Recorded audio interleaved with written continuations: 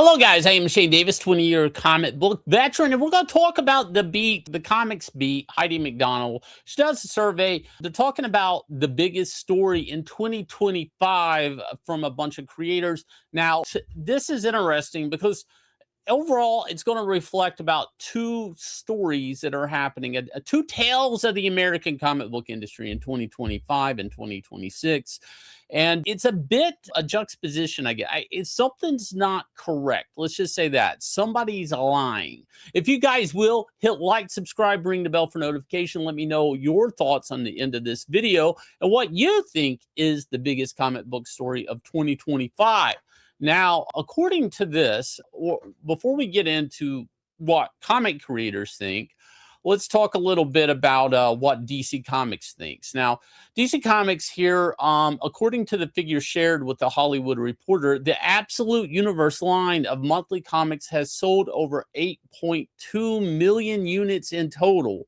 Now, that's going to be every variant cover, all of that. I'm probably going to do another video on this later on after the year because there's some weird angles to this numbering. Not accounting for December sales, Absolute Batman, the flagship title, makes up around 35%, close to 3 million of that total. The first issue of Absolute Batman continues to sell well and is now in its 10th printing.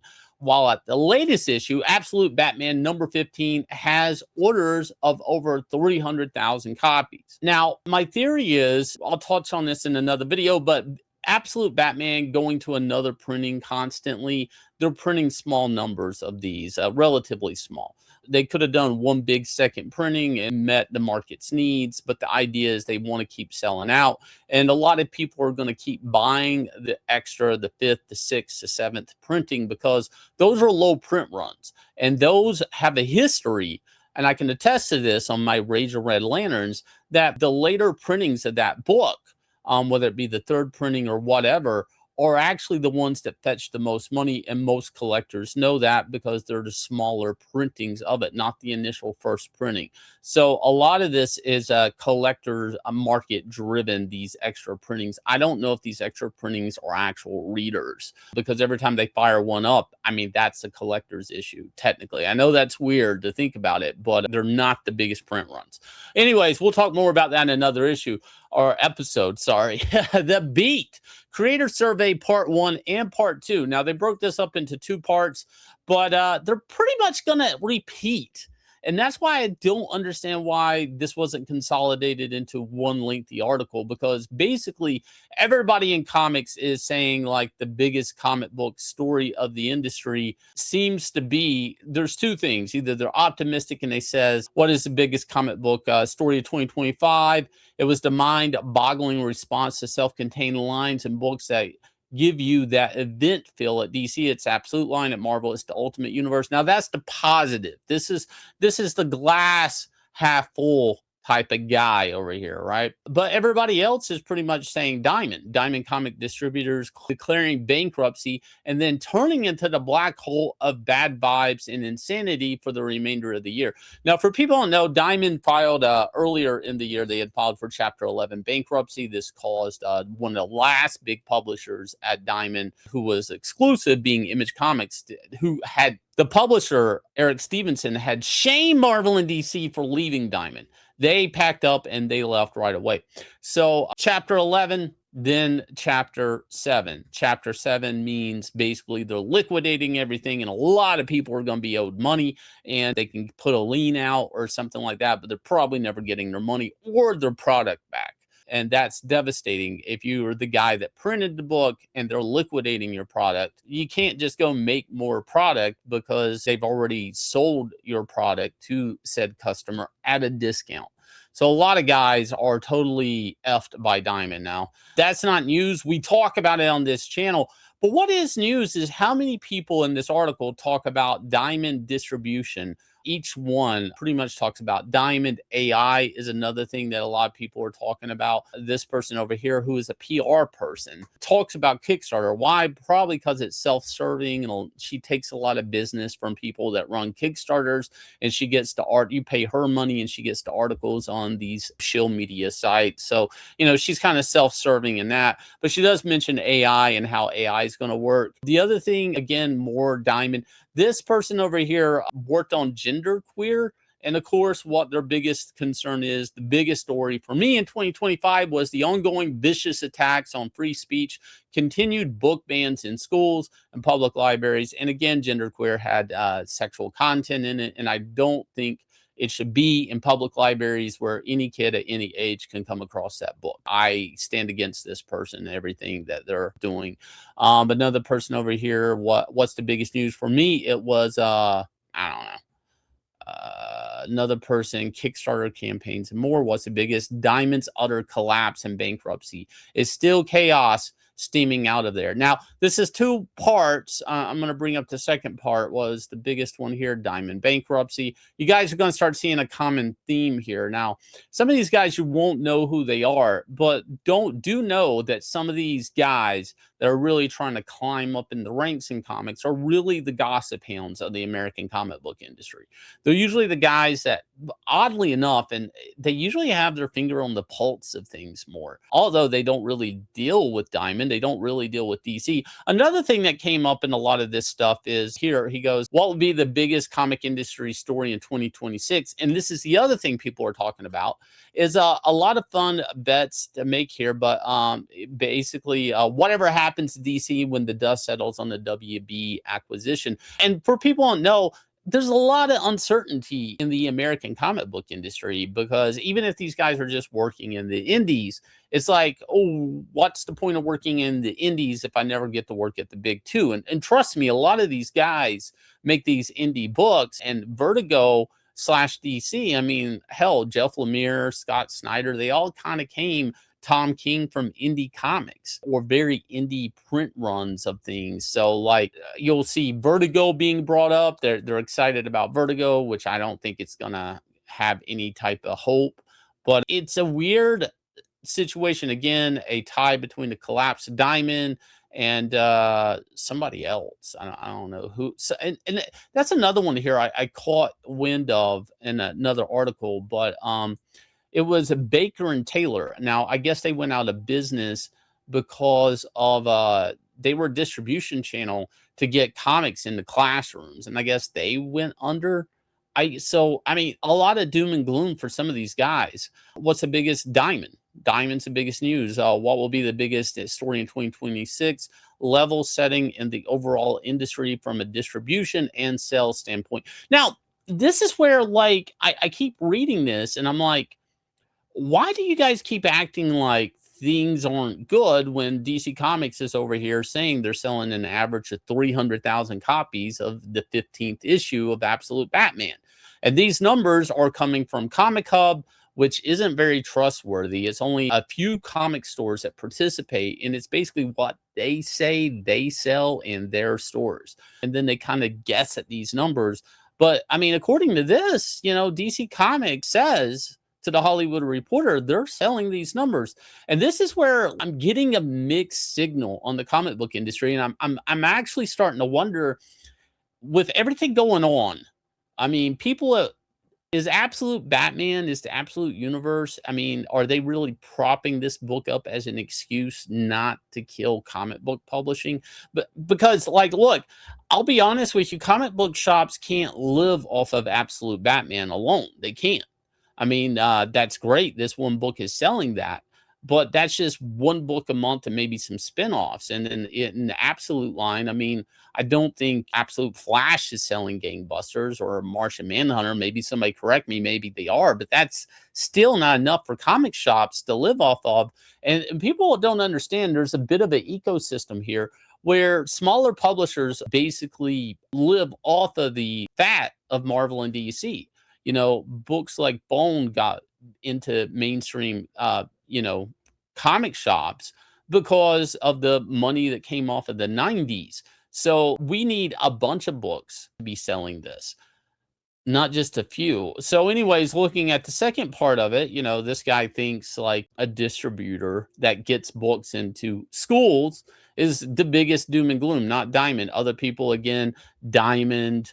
And again, this guy is making all ages books for Marvel. Here we got Joe Casey. He's like, not so much a story, but an ongoing question. What's the honest state of our industry? And this is where I really want to point out, like, yeah, what is the honest state? Because everybody's kind of scratching their head at the absolute Batman numbers. Even Rob Liefeld said that some of these numbers can't be real because he knew what Youngblood was selling at Image, and he would know that because Image, when you print a book through Image, and I printed books through Image, you know your numbers. You know, because that's what your money's based off of, is how many copies you sell. It's probably the only time in comics I've ever understood what my books have sold is when I did it myself through Image. The problem with this statement by Warner Brothers is you kind of have to take their word on it. Like, hey, you can trust me. Why would I lie? Because you guys constantly hide your numbers. So I worked at DC Comics. I can tell you editors didn't even know the numbers of their book. They just kind of know a placeholder where they rank. And it was all off a hypothetical if Batman sold 100,000 copies. So most staffers at DC Comics don't know the information that leaked out here. And I just find it hard to believe, because if Batman was selling 300,000 copies, then everything must below and above, we're in the top 10 with it, must be selling big numbers too, and they're not. So it just doesn't make sense. But anyways, are we in trouble, or are the sales healthy? Are we experiencing honest growth or a decline? I honestly have no idea, since everyone seems to have different answers. And you know what? This is true. I don't understand it, and I try to keep up loosely with comic book news, but I cannot imagine comic book retailers know, are they investing in comics in 2026? Or are they divesting in it and trying to get into Pokemon cards? And that's where it brings up this. And I'm like, this is probably a statement issued trying to keep comic shops investing at least into absolute line. I don't know. There's something just doesn't add up here. But anyways, he goes, what's the biggest comic book industry story in 2026? I really have no idea. I just hope I'm there for it. Oh, Jesus. I hope you're doing all right. All right. So some of these guys, this is a shameless plug at their new projects that look very like they look like the books that killed the mainstream industry. But see, they all care about that. This guy over here says the fact that comic shops seem to be having a resurgence on regular customers and monthly floppy comics are really having their moment right now. Again, that secondary glass half full story I keep, and it's like, if this was ever true, Diamond would have never went under. Guys don't understand. Diamond had no intention of going under. They had every intention of making money. They were a third party that would make money off of comic book sales. And Marvel and DC just didn't cut Diamond out when they left and went to Penguin Random House. They just got in bed with another third party person that would distribute the books. So the industry isn't doing better. Diamond's actually proof of that. And a lot of people are putting a lot of blame on Diamond. And I've talked a lot about Diamond, but I don't really blame Diamond for what happened to Diamond, because if comics sold better, Diamond would have been healthier. They were due a percentage of the books that they were handling.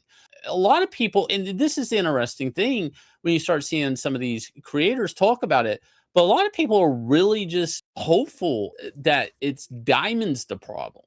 And it's like, no, this person, I don't know, they didn't even say anything. They just plugged the comic book shop. That's what they care about, the comic book industry in 2025. They don't care. They're just here for you to buy their comic. That's it. Their story. They don't even care if they make money. And that's the part of the problem here, is a lot of these guys that are actually willing to talk about this, a lot of these guys are working on indie stuff. And it's weird that they actually care about Diamond. Now, Diamond is affecting them hard. I'm not going to say there's a lot of shops or a lot of publishers and shops that probably won't make it into 2026. Diamond filing Chapter 11 bankruptcy. This guy goes out there that continues to affect the comic book industry and the economy to this day. Well, a lot of people are owed money. And I'm waiting for this, for people just to really blame the economy on comics, not the content in the comics, not if the comics are top talent. It's interesting. I was just talking the other night how like some of the top talent that was driving force at DC Comics for an epic era are all like working with Jeff Johns on Ghost Machine right now. They're not working at DC Comics, and they're not working at Marvel Comics. They're either priced out, or they just aren't investing in Marvel and DC anymore. So even if comics were trying to make an honest comeback, it's like, with who? You could up sales overnight by just bringing Jeff Johns back and giving him 4 titles a month. Why isn't that happening? Because they don't want to invest the money into comics. And that's my biggest fear right now, is like nobody wants to put the money into comic to rejuvenate it. We got some other people, the biggest comic book industry, Diamond, bankruptcy and the aftermath. And that is 2026 is the aftermath. And again, they think 2026, the biggest story is going to be the consolidation and shakeout of publishers.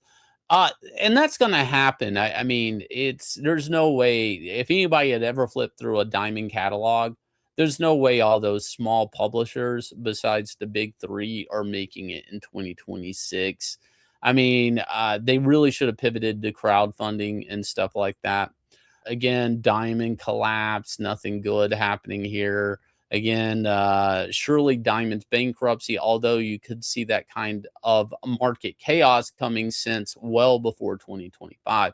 And a lot of people said this. They're like, well, Diamond's not doing well. Well, Diamond's not doing well is because your sales were going down and down, and you guys were tied to the hip. Diamond was ever going to be as healthy as DC Comics and Marvel Comics were healthy. And there's a bit of blame the mainstream has to take for Diamond's collapse, and I'm not really getting that feeling that that's going to happen. What is the biggest story? The implosion of Diamond. It's the same story all around. Everybody, Diamond, who ends up with DC after sales of Warner Brothers.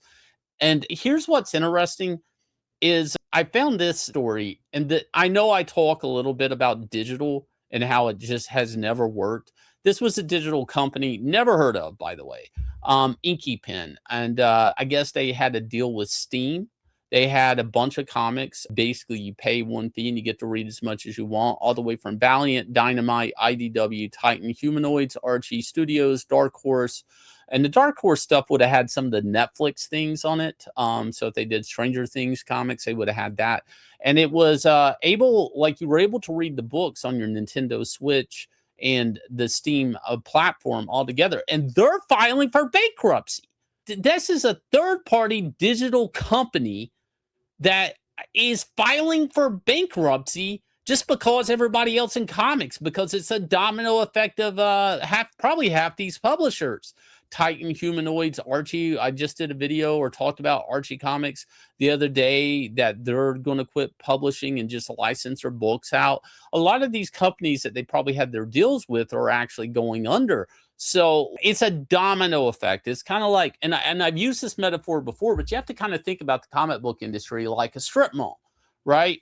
And when people were leaving Diamond, when Marvel and DC left the strip mall, and Image and Dynamite and Dark Horse are still there, it actually, nobody comes in and fills up their space, and it causes everybody's rent to go up, because now they're having to pay for, those empty slots. Basically, the landlord goes up, and it's kind of a domino effect. I saw it happen near me.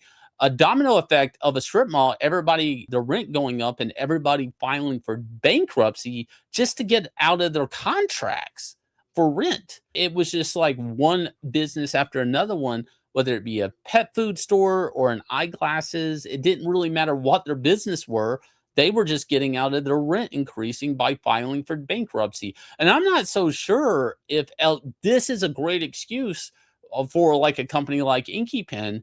And I'm not going to pretend I know much about them besides this article, But I mean, this is digital comics, right? And they're not manufacturing comics. They're just there for along for the ride. And you're like, hey, comics looks like shit right now. Why don't we file for bankruptcy and we get out of any agreements that we had with any of these companies, whether it be Steam, whether it be Valiant, whether it be Dynamite, IDW, Dark Horse. Let's file for bankruptcy. Let's get the hell out of Dodge, because comics are going one way and that's down.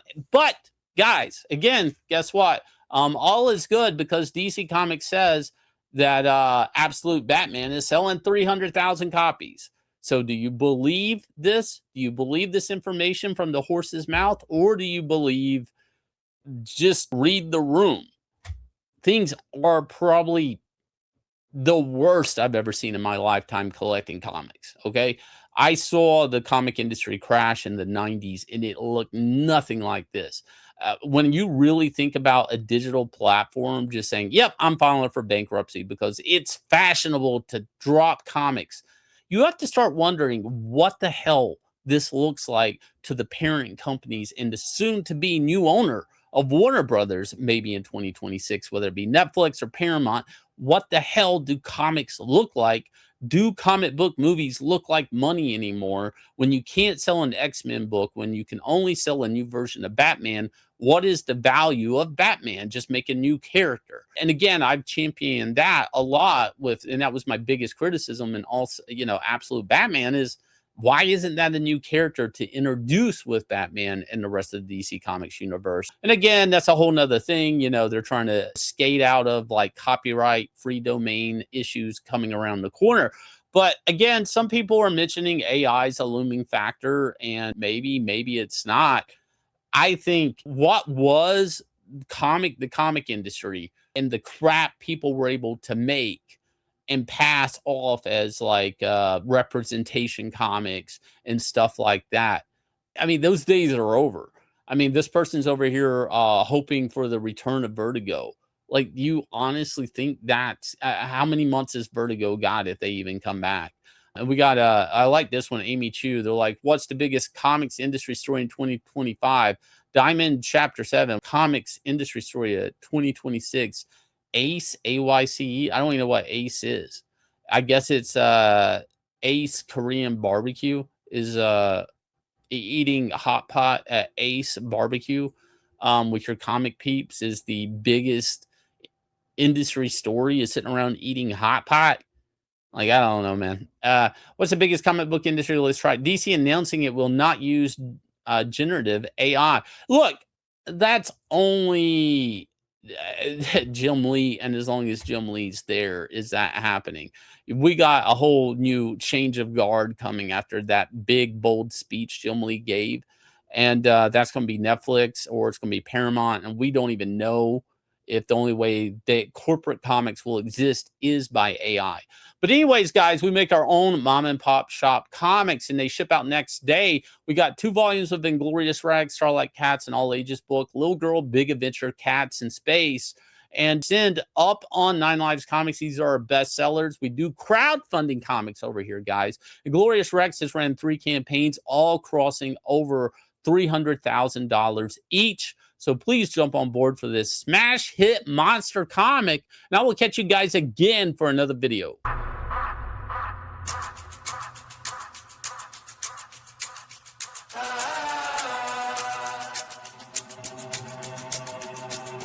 Yeah, I ain't gonna lie to you. Truth always hurts worse. Doing good till first, reverse, now you last. Blast of the past. It's cool though. Last card player right. Uno. We never let up. Been down forever. Sick man, we fed up. Know that we tired. Wake up the beast that's been sleeping inside. It's time to ride.